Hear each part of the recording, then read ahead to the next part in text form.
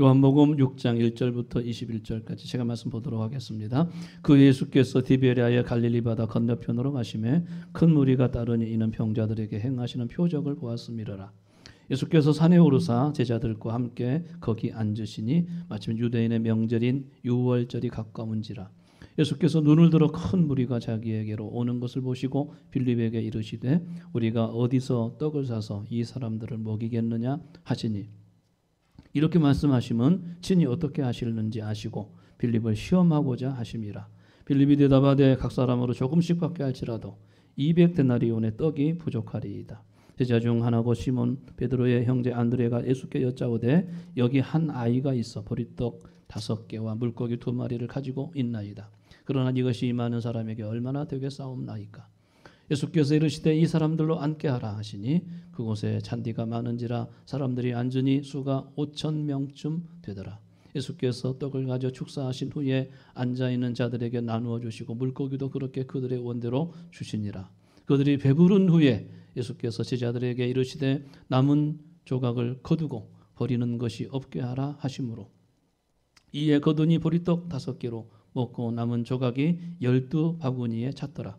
그 사람들이 예수께서 행하신 이 표적을 보고 말하되 이는 참으로 세상에 오실 그 선지자라 하더라. 그러므로 예수께서 그들이 와서 자기를 억지로 붙들어 임금으로 삼으려는 줄 아시고 다시 혼자 산으로 떠나 가시니라. 저물매 제자들이 바다에 내려가서 배를 타고 바다를 건너 가버나움으로 가는데 이미 어두웠고 예수는 아직 그들에게 오시지 아니하셨더니 큰 바람이 불어 파도가 일어나더라. 제자들이 노를 저어 10여리쯤 가다가 예수께서 바다 위로 걸어 배에 가까이 오심을 보고 두려워하거늘 이르시되 내니 두려워하지 말라 하신대 이에 기뻐서 배로 영접하니 배는 곧 그들이 가려던 땅에 이르렀더라. 아멘. 잠시 한번 기도하겠습니다. 하나님 아버지, 이 말씀 또 종을 통해서 풀어주시고 선포하실 때 우리 모두가 영의 마음으로 영역으로 주의 음성을 듣게 하시고 이 말씀이 우리 가슴 속 깊이 새겨져서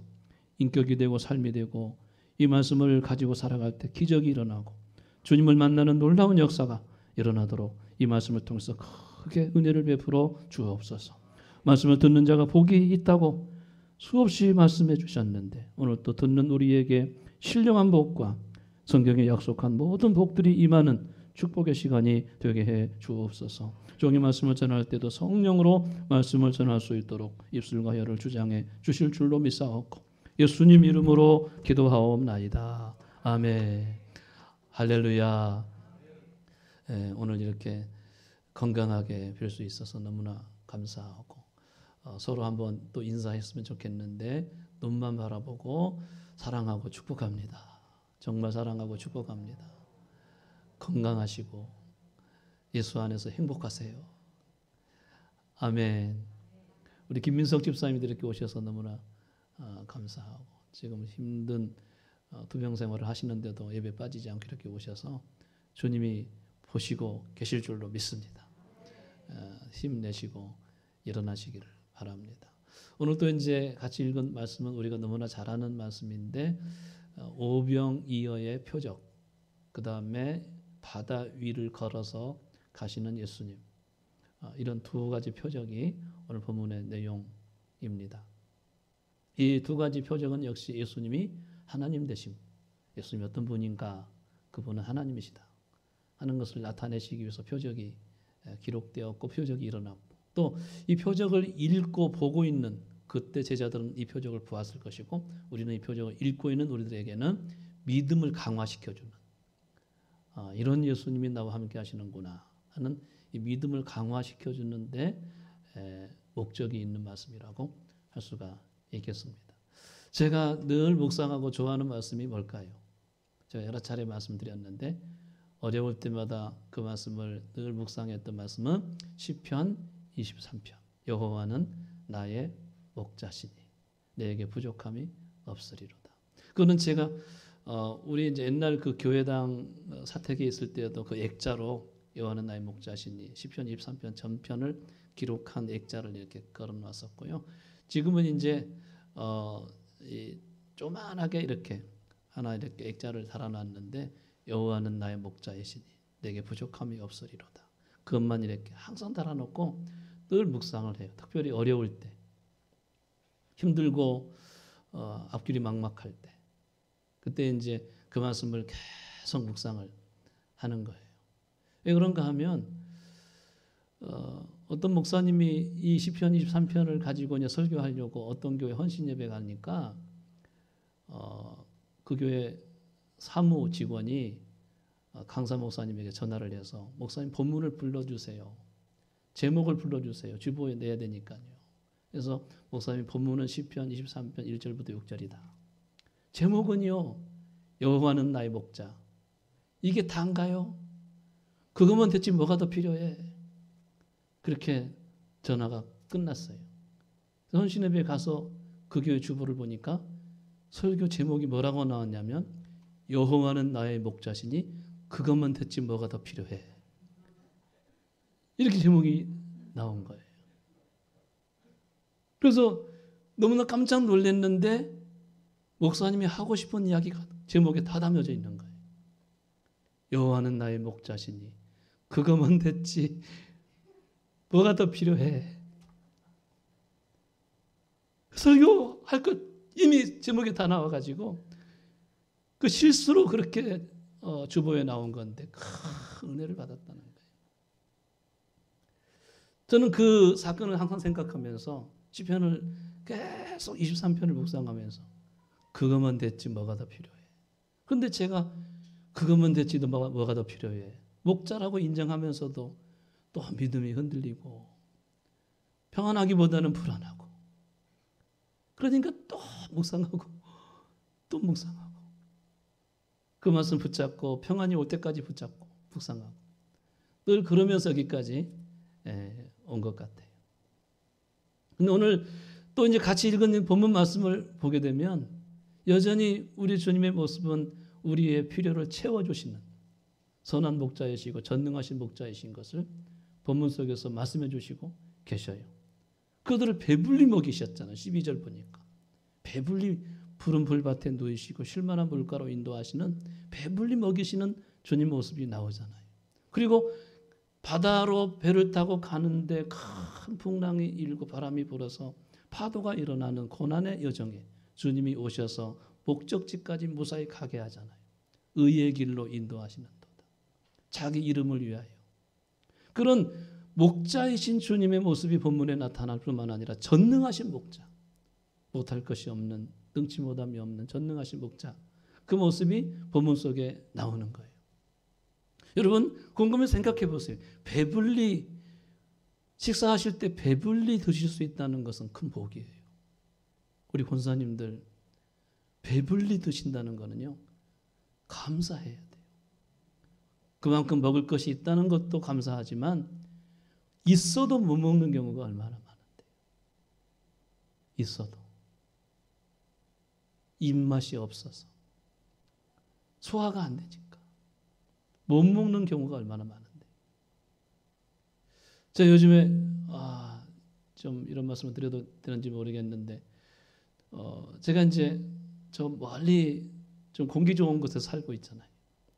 근데 다 좋은데 서울에 온다거나 이렇게 이쪽으로 활동하다 보면 기름값이 장난이 아닌 거예요. 많이 나와요. 그래서 전차를 타고 다니자.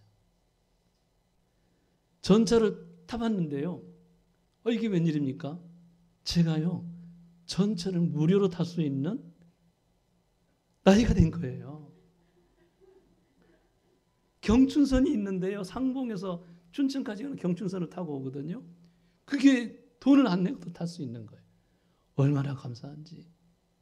그리고 운동을 해야 되는데 갈아타고 해가지고 마장동에 이번 주에도 한 서너 번 왔는데 다 전철 타고 왔거든요.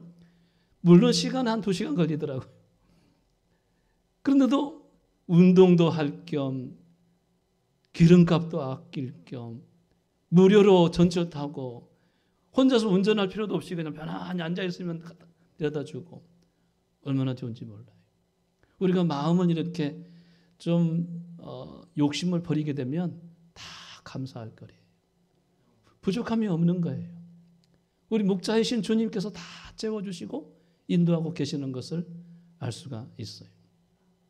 오늘 본문은 우리가 설명드리지 않아도 너무나 잘 알고 있는 말씀이에요. 보리떡 5개와 물고기 2마리로 남자 수만 몇천 명을 먹였어요? 5천 명을 먹였어요. 5천 명.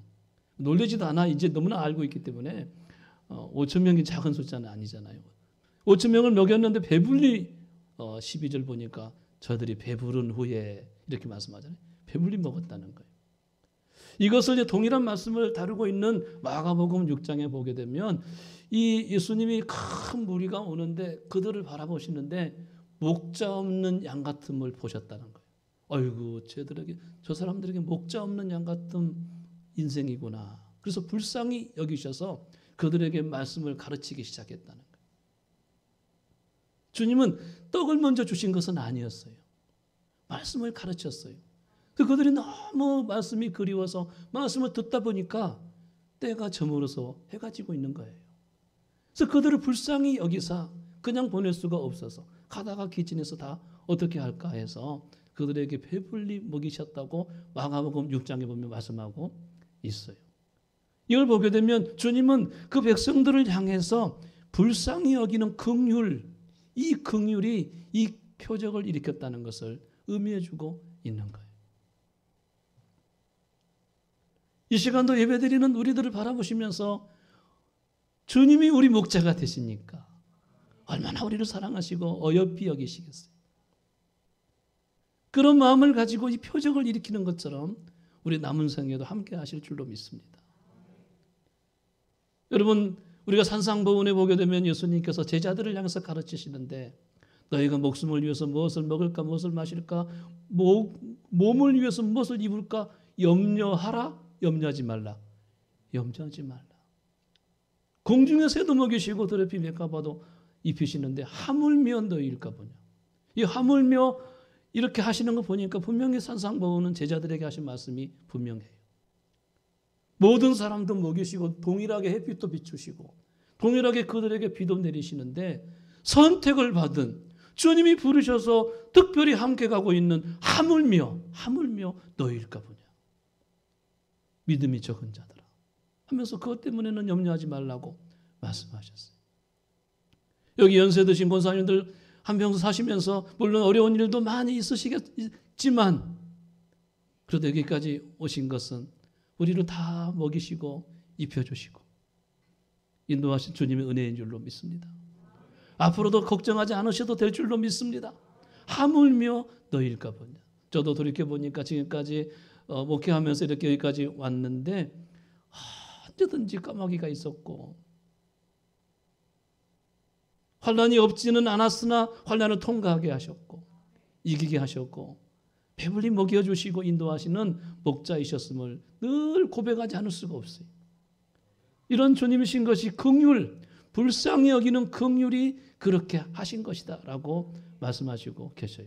뿐만 아니라 그들을 먹이시는데 넉넉히 먹고도 남도록 12바구니에 남았다고 하잖아요. 배불리 먹은 후에 남은 것을 버리지 말고 거두라 했더니 거두어 보니까 12바구니에 찼다고 말씀하신 걸 보니까 넉넉히 채우시는, 우리의 필요를 채우시는데 넉넉히 채우시는 분인 것을 말씀하고 계셔요. 여러분, 주님이 이제 나중에 요한복음 10장에 가서 보면 내가 선한 목자다 스스로 밝히시거든요. 그때 인자가 온 것은 양으로 생명을 얻게 하고 더 풍성히 얻게 하려 하십니다. 그렇게 말씀. 도적이 오는 것은 도둑질하고 죽이고 멸망시키려는 것뿐인데 내가 온 것은 양으로 생명을 얻게 하고 어떻게? 더 풍성하게 얻게 하려 하십니다. 거기에 더 풍성히 얻게 하신다는 의미는 예수 안에서 참 만족을 얻게 해주려고, 예수 안에서 참 평안을 얻게 해주려고 내가 온 것이다. 이런 의미예요. 생명도 얻고 참 만족도 얻고 참 평안도 얻게 해주시려고. 여러분, 주님 안에서 참 만족을 얻고 참 평안을 얻으시기를 바랍니다. 그렇게 하시기 위해서 주님이 오신 것입니다. 생명도 얻고 풍성케 하시려고, 풍성한 쓰고도 남는 넉넉한 은혜를 채우시려고 그렇게 오신 것이라고 말씀하세요. 그런데 우리에게 오시는 분이 또 한 분이 있다는 거예요. 도적이 올 수도 있고 주님이 오실 수도 있고. 우리 인생에 주님이 오신 것이 얼마나 감사합니까? 도적이 왔으면요. 여기 도적은 그 문맥상에는 나오지 않았지만 분명히 우리를 약탈해 나가는 사탄 마귀인 것이 분명해요. 마귀가 우리 인생에 왔다면 우리를 빼앗아가고 손해보게 하고 건강도 빼앗아가고 물질도 빼앗아가고 때로는 일시적으로 물질도 주었다가 우리를 죽여서 멸망시키는 데 끌고 가고 도적이 오는 것은요 아무런 백해무익하고 우리 인생을 멸망으로 끌고 가는 것뿐이었는데 주님이 우리에게 오셨으니 할렐루야. 주님이 오신 것은 양으로 생명을 얻게 하고 더 풍성케 하려 하십니다.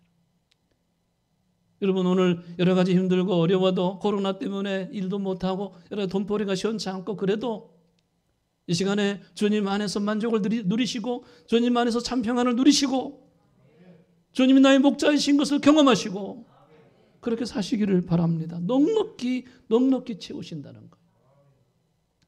뿐만 아니라 그럼에도 불구하고 특별히 선택한 제자임에도 불구하고 항해 중에 어려움을 당하게도 하신다는 것을 말씀하고 있어요. 이제 건너편 가버나움으로 예수님이 먼저 제자들을 보냈어요. 먼저 보내라, 먼저 가고 있어라. 나는 좀 기도하다 갈 테니까 먼저 보냈어요. 제자들만 이제 갈릴리 바다를 항해하고 가는데 큰 바람이 와서 파도가 일어났다고 오늘 본문에 보니까 13절에 그렇게 되어 있어요. 파도가 일어났다. 17절 18절에 보니까 파도가 일어났다고 그렇게 되어 있어요. 큰 바람이 불면 당연히 파도가 일어나죠. 큰 바람으로 인해서 파도가 일어났다 말씀하세요. 그런데 이 말씀을 동일하게 기록하고 있는 마태복음 14장에서는 뭐라고 한 줄 아세요? 바람이 거슬림으로 물결로 인하여 고난을 당하더라. 그렇게 표현을 했어요. 이 마태는요 상당히 의미적인 표현을 했어요. 이 파도가 왜 왔지? 이 바람이 왜 불어오는 거지? 고난 당하고 있다. 제자들의 여정에도 때로는 앞길이 캄캄하고 도무지 나아갈 수 없는 막막함이 있고 이제 내 인생이 여기서 끝나는구나. 죽음 같은 고난이 올 수도 있다는 것을 마태는 그러한 의미로 저들이 고난을 당하더라. 바람이 거슬러서 물결이 일어남으로 말미암아 저들에게 고난이 임하더라. 여러분 우리 주님이 선한 목자임에도 불구하고 전능하신 목자임에도 불구하고 제자들이 가는 곳에 고난이 없지 않았다는 것을 본문 속에서 보여주고 있는 거예요. 여러분 돌이켜보면 우리가 고난이 없지 않았잖아요. 많은 고난을 겪고 여기까지 오셨잖아요. 말할 수 없는 혼자 많이 울기도 하고 많이 한숨도 짓고 걱정도 많이 하시고 그러면서 여기까지 다 오셨잖아요. 어쩌면 앞으로도 더 많은 고난을 겪어야 하나님 나라에 들어가게 될 것이. 고난이 없다고 생각하면 안 돼요. 고난이 당연히 올 것인데 그 고난 속에 주님이 찾아오시잖아요. 바다 위를 걸어서 깜짝 놀랐죠. 바다 위를 걸어서 거친 바다 위 걷게 하시네. 이따가 이제 부를 찬송인데 파도가 거칠어서 오는데 베드로도 내 한번 걸어와서 보라. 다른 복음에 보니까 그렇게 돼 있거든요. 주님도 걸어서 바다 위로 가시고 바다 위로 가셔서 그 배에 오르심에 바람이 그쳐요. 놀라운 일이에요. 오늘 본문 21절에서는 그들이 기뻐서 예수님을 바다에 배에 영접하자마자 그들이 가려는 땅에 이미 이르렀다. 아이고 앞이 캄캄했는데 목적지까지 무사히 하게 됐다고 오늘 본문 21절에서는 말씀하고 있어요. 이런 내용들을 보면 분명히 오늘 본문을 통해서 우리에게 주시는 메시지는 뭘까요? 주님은 나의 선한 목자이신데 전능하신 목자이시다. 어떤 것도 못할 것이 없는 바다 위를 걸으시고 당시의 제자들은요 바다의 신이 있다고 생각을 했던 사람들이에요. 바다의 신이. 우리나라도 그런 어떤 문화가 있잖아요. 용왕님. 바다에서 배를 잡고 사는 어부들은 용왕님이 오늘 고기를 많이 주셨다. 그렇게 지금도 그들은 믿고 있잖아요. 아마도 제자들도 바다에 고기를 누가 많이 잡게 할까? 바다의 신이 있지 않을까? 바다가 바람이 불지 아니하도록 그 바다의 신에게 오늘 또 기도하고 오늘 제발 풍랑이 일어나지 않도록 오늘은 바람이 불지 않고 무사히 항해하도록 아마 그들은 바다의 신에게 기도하고 갔을지 몰라요. 그런데 그 가운데 이 바다를 지배하시는 분은 바다의 신이 있는데 예수님이시구나. 그 물고기도 예수님이 오른쪽에 바로 그물을 던지라 했을 때 그 물고기도 많이 잡을 수 있는 그런 능력 있는 분이 예수님이시구나. 그런 것을 다 알게 되잖아요. 고난 가운데 전능하신 목자가 그들이 가는 곳에 인도하시고 목적지까지 무사히 가게 하시는 전능하신 목자인 것을 본문 속에서 말씀하시고 계시는 거예요. 그런데 사랑하는 성도 여러분, 제가 이 말씀을 보면서 또 한 가지 흐르는 문맥이 있어요. 뭔가 하면 그런 가운데 주님은 제자들의 믿음을 시험하시고 계시다는 거예요. 여러분, 구약에서 가장 어려움을 당했던 선지자가 누굴까요? 아주 막 몸에 막 악창이 나가지고 온몸으로 막 악창이 나서 기와장으로 몸을 긁고 한꺼번에 그 많은 재산을 다 잃어버리고 한꺼번에 10자녀를 다 한꺼번에 잃어버리고 그렇게 고난당했던 분이 누구예요? 한자예요, 한자. 욥이에요. 욥인데 그가 뭐라고 고백했나요? 나의 가는 길을 오직 그가 아시나니. 욥도요, 여호와가 자기 목자인 걸 알고 있었다. 나의 가는 길을 오직 그가 아시나니 그가 나를 단련하신 후에는 내가 순금같이 되어서 나오리라. 고난 중에 고난의 고백을 했던 거예요. 내가 고난당하는 것은 나를 단련하신 후에 내가 정금같이 나오리라. 그렇게 고백했어요. 신약의 베드로 사도는 고난을 뭐라고 고백했는가? 사랑하는 자들아, 너희를 연단하려고 오는 불시험을 이상한 일을 당한 것처럼 이상히 여기지 말고 그리스도의 고난에 참여하는 것으로 즐거워하라. 이는 그가 영광을 나타내실 때 너희로 하여금 즐거워하고 기뻐하게 하려 합니다. 베드로도 사랑하는 자들에게는 때로는 그 믿음을 연단하기 위해서 오는 불시험이 있다는 거예요. 그 믿음을 단단하게 만들기 위해서 오는 불시험이 있는데 그 시험이 왔을 때 이상한 일을 당한 것처럼 이상하게 여기지 말아라. 당연히 올 것이 왔다고 생각하라는 거예요. 오늘 본문에도 예수님이 제자들의 믿음을 시험하시고 계시는 모습이 나와요. 오늘 5절 6절 말씀 보니까 예수님이 그 제자 중에 한 사람 빌립에게 이렇게 말씀하세요.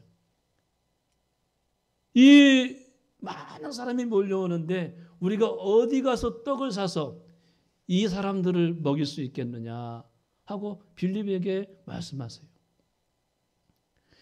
이 떡을 어디서 사야 되겠느냐?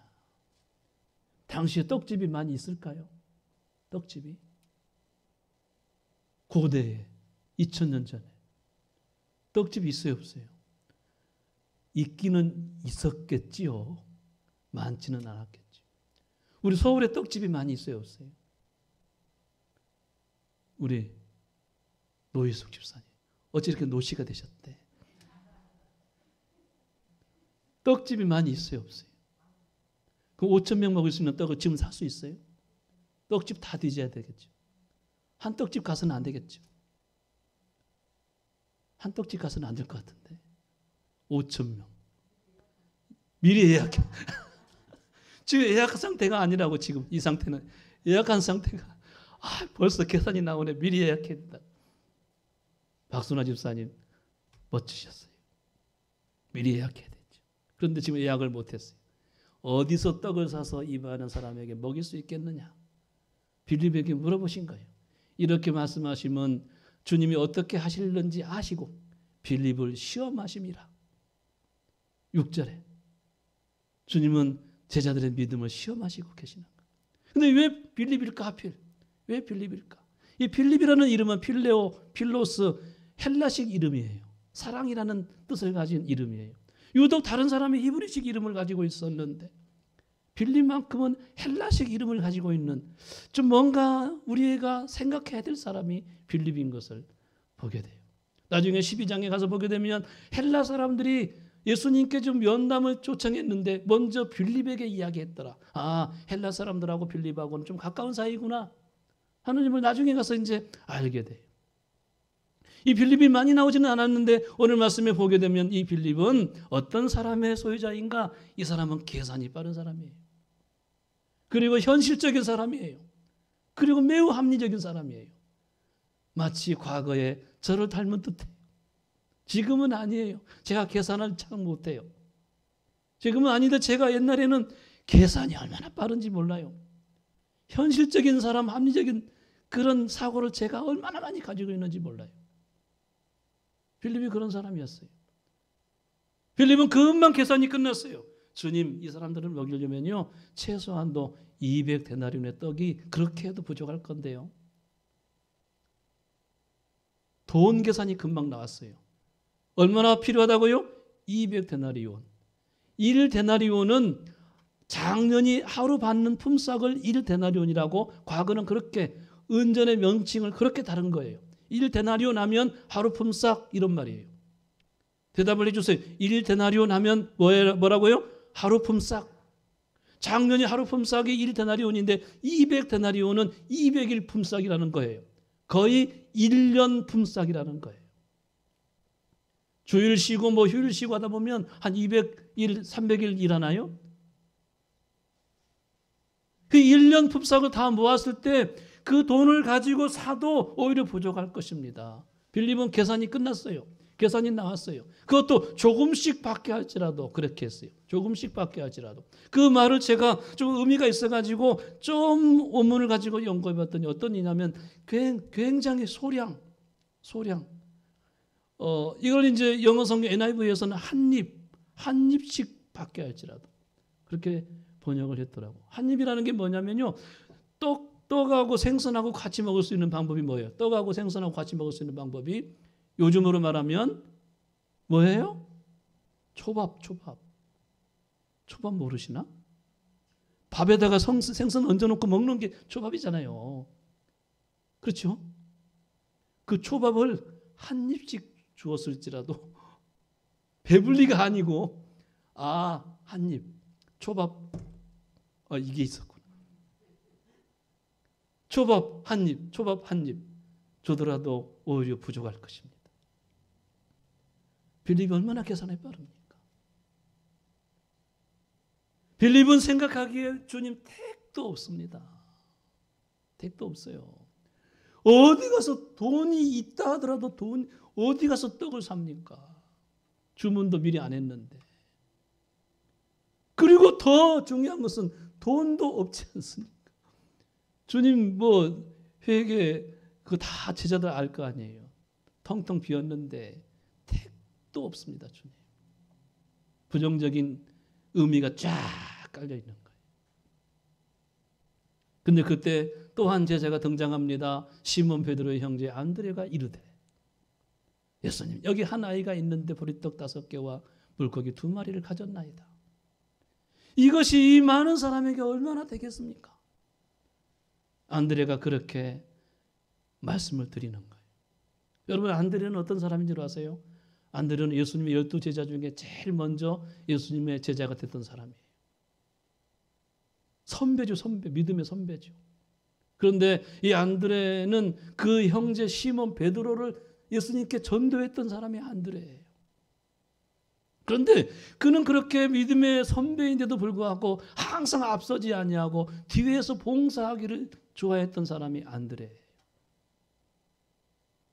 예수님의 12명의 제자 중에 리더격인 3명의 제자가 있는데 이걸 이제 일명 탑3라고 말해요. 탑3.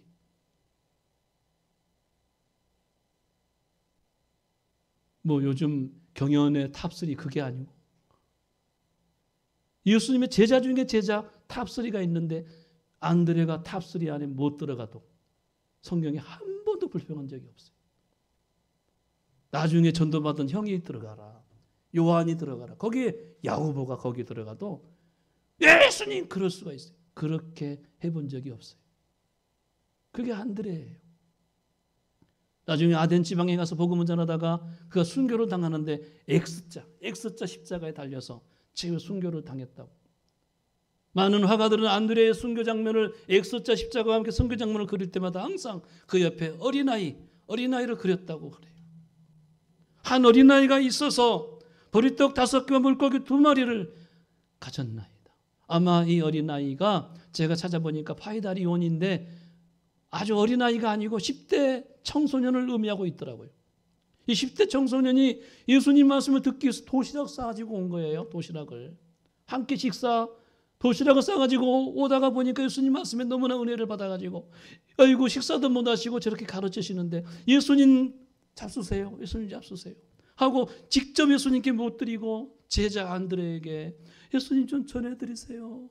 저렇게도 하루 종일 말씀 전하시는데 힘드실 것 같은데 하고 이 아이가 도시락을 안드레에게 갖다 예수님께 드리라고 했는데 예수님 한 아이가 있어서 보리떡 5개 하찮은 보리떡 5개 물고기 2마리를 가졌습니다.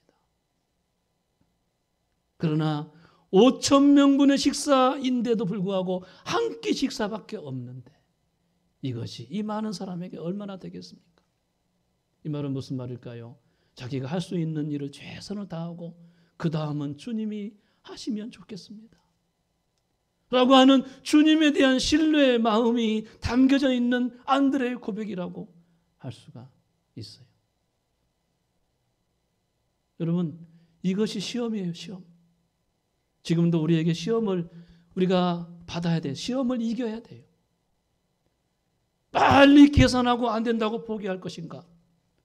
주님을 믿고 내가 할 수 있는 일을 끝까지 하고 나갈 것인가? 그렇게 우리가 그 믿음에서 주님이 알아보시려고 하는 시험에서 우리가 이기셔야 돼요. 여기 빌립을 시험하고자 하심이었다는 것은 나쁜 의미의 시험이 아니에요. 좋은 의미의 시험이에요. 우리를 연단하기 위해서 오는 불시험을 말하는 거예요. 우리 믿음을 더 단단하게 만들기 위한 주님의 좋은 의미의 시험이심을 의미하고 있는 거예요. 사랑하는 성도 여러분, 좀 현실적인 삶 가운데 이거는 안 돼.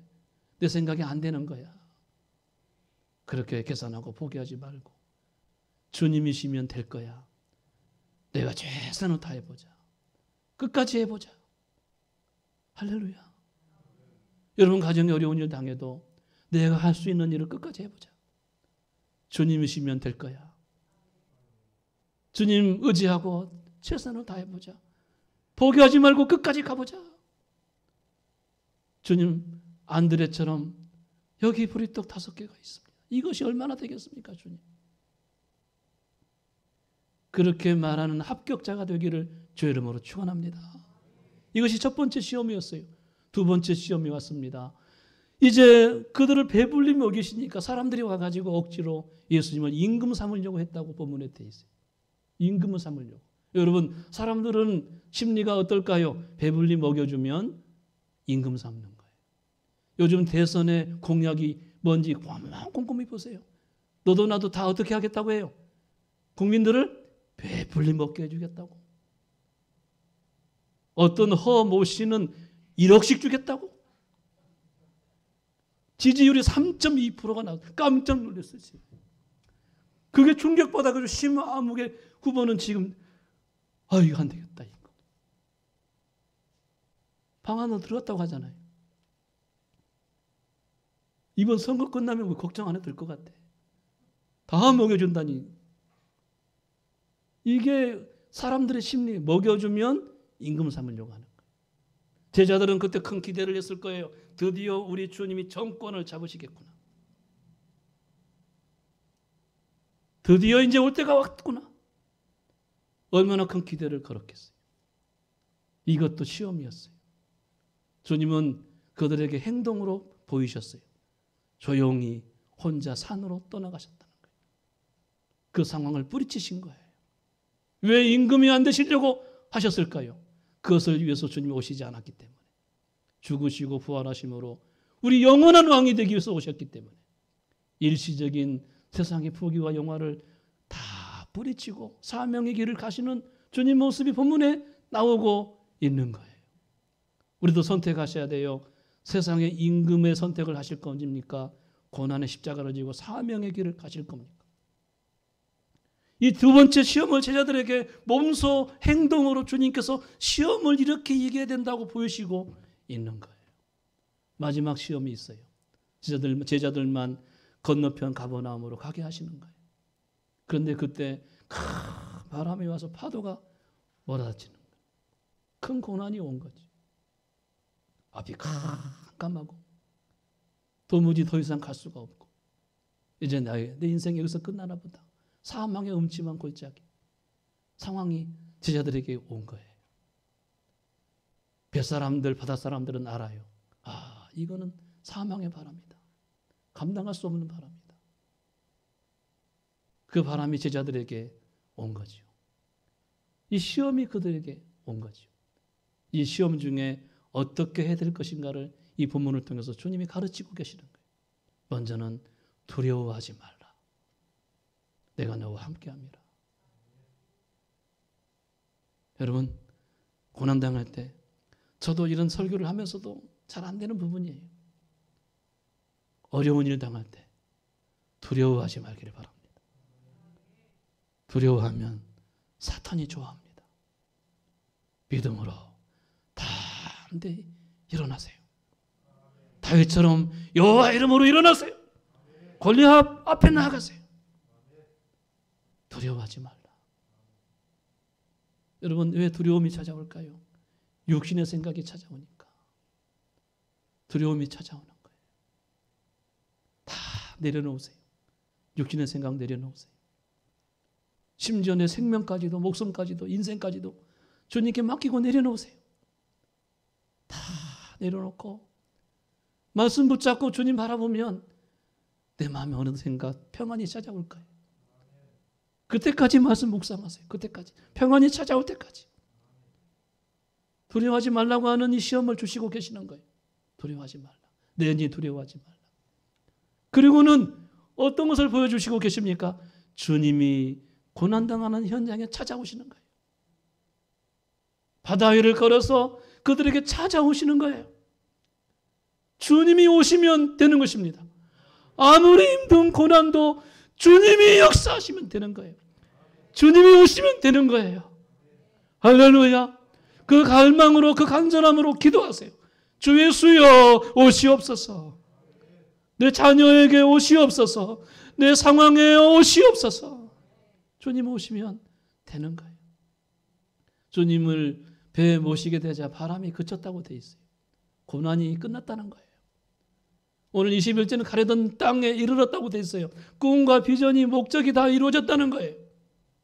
그렇게 가다 보니까 우리가 기도했던 기도 제목도 이루어지게 되고 할렐루야. 우리의 비전도 꿈도 이루어지게 되고 우리의 목적지까지 무사히 가게 되는 그런 일이 벌어지는 것을 누가 오실 때? 주님 오시면 그렇게 되는 것을 보여주면서 이렇게 시험을 이겨야 된다고 그렇게 말씀하시는 것을 볼 수가 있어요. 우리는 신약의 사도 바울께서 얼마나 많은 고난을 당했는지 그걸 한번 보고 오늘 말씀을 끝냈으면 좋겠어요. 고린도후서 11장 22절부터 28절까지 사도 바울이 복음을 위해서 얼마나 헌신했던 사람입니까? 그가 고난을 당했다고 이렇게 간증하고 있어요. 다 같이 한번 읽어봅니다. 시작. 저희가 히브리인이냐 나도 그러하며 저희가 이스라엘이냐 나도 그러하며 저희가 아브라함의 씨냐 나도 그러하다. 또 누가 아브라함의 자손이라고? 나도 그렇다. 23절. 저희가 그리스도의 일꾼이냐 정신없는 말을 하거니와 나는 더욱 그렇다. 내가 수고를 넘치도록 하고 옥에 갇히기도 더 많이 하고 매도 수없이 맞고 여러 번 어떻게 했다? 죽을 뻔했다. 24절. 유대인들에게 40에 하나가만 매를 몇 번이나 맞았어요? 40에 하나가만 매 39대의 매를 5번이나 맞았다. 25절. 3번 태장으로 맞고 1번 돌로 맞고 3번 파선. 배 타고 가는데 3번이나 배가 부셔져 버렸다는 거예요. 파선했다는 거예요. 3번 파선하는데 일주일을 기품에서 지냈으며 여러분 여행의 강의 위험과 강도의 위험과 동족의 위험과 이방인의 위험과 시내의 위험과 광야의 위험과 바다의 위험과 거짓 형제 중에 위험을 당하고 또 수고하며 애쓰고 저는 여기서부터 참 얼마나 많이 고난을 당했는지 자지 못하고 줄이며 목마르고 여러 번 굶고 죽고 헐벗었다. 이 외에는 고사하고 오히려 날마다 내 속에 눌리는 일이 있으니 곧 모든 교회를 위하여 염려하는 것이었다. 이렇게 많은 고난을 당했다고. 사랑하는 사도 바울인데, 주님이 함께 동행했던 사도 바울인데, 그런 제자임에도 불구하고 이런 고난을 당했다고 고난의 간증을 하고 있잖아요. 그런데 그 다음 장에 바울 사도께서 뭐라고 한 줄 아세요? 주님이 내게 고난을 당하게 하신 그 뜻이 있었다. 나를 너무 자만하게 하지 않으려고. 병이 안 물러가서 병을 위해서 기도했는데 나를 너무 자만하지 않게 하시려고 그 고난을 주신 것이다. 그리고 응답을 주셨는데 내 은혜가 네게 족하다. 내 능력이 약한 데서 온전하여지기 때문이다. 그런 음성이 들려왔다. 그 이후로 나는 궁핍과 환난과 박해와 곤고를 기뻐하노니 내가 곧 약할 그때 강함이라. 여러분, 사도 바울이 말도 안 되는 고백을 했어요. 약할 때 강함이 된다는. 뭐 약한데 강해요. 그 이유가 있는데 그리스도의 능력이 내게 머물기 때문이다. 곰곰이 생각해 보세요. 우리가 나약할 때, 고난당할 때 더 순수하게 기도했었고 더 의지하며 나아갔었고 주님을 바라봤지 않습니까? 그러므로 약할 때 강함이 되는 그 은혜를 주시려고 우리를 고난으로 내보라 하시는 분인 것을 말씀하고 계셔요. 제가 좋아하는 찬송 가운데 주여 지난밤 내 꿈에 배였으니, 그 찬양을 제가 좋아하지 않아요. 2절에 보니까 마음 괴롭고 아파서 낙심될 때 내게 소망을 주셨으며 내가 영광의 주님을 바라보니 앞길 환하게 보이도다. 마음 괴롭고 아파서 낙심될 때 내가 영광의 주님을 바라보니 앞길이 보이도다.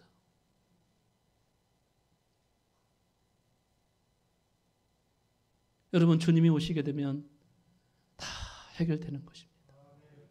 앞길이 열릴 것입니다. 가고자 했던 목적지까지 가게 될 것입니다. 할렐루야. 이것이 본문에서 주님이 말씀하시는, 우리를 시험하시고 단련하시는 예수님의 모습이 나와요. 이제 사랑하는 성도 여러분, 앞으로도 어려움이 없지 않을 거예요. 있을 수 있어요. 그때마다 오병이어의 기적을, 표적을 묵상하세요. 주님은 나의 선한 목자이시다. 나의 필요를 채워주시는 분이시다. 채워주시되 넉넉하게 채우시는 분이시다. 그리고 풍랑을 잔잔케 하시는 주님을 바라보세요. 나의 고난이 언젠가는 끝날 것이다. 이때는 또한 지나가게 될 것이다. 이기고 승리하게 될 것이다. 이렇게 묵상하시면서 우리 주님은 필요를 채워주시는 선한 목자, 전능하신 목자이시다. 이 믿음 위에 굳게 서시기를 바랍니다. 주님은 나의 선한 목자이시고 나의 전능하신 목자이시다. 나의 필요를 채워주시는 선한 목자이시다. 이 믿음 하셨죠? 주님은 나의 목자. 그것만 됐지 뭐가 더 필요해? 얼마나 든든합니까? 얼마나 감사합니까? 주님은 나의 선한 목자. 그것만 됐지 뭐가 더 필요해? 다 같이 그것만 됐지 뭐가 더 필요해? 시작. 그것만 됐지 뭐가 더 필요해? 주님은 나의 선한 목자. 이 믿음에 서지 않으면 또 주님이 우리를 좋은 의미에서 시험하실지도 몰라. 주님, 이 믿음 가운데 굳게 서서 가겠습니다. 하고 일어나서 가기를 주의 이름으로 축원합니다. 기도하시겠습니다. 사랑하시는 아버지 하나님, 오늘 말씀에 보니 우리 주님은 선하신 목자이시고 전능하신 목자로 우리를 인도하시고 우리 생애를 책임지시는 분이신 것을 발견하게 됐습니다. 이 믿음이 없을 때 제자들을 시험하시고 믿음을 단련하시고 믿음을 강화시켜 주시는 주님이심도 또한 보게 되었습니다. 우리 모든 성함의 성도님들, 이 믿음 위에 굳게 서게 하여 주시옵소서.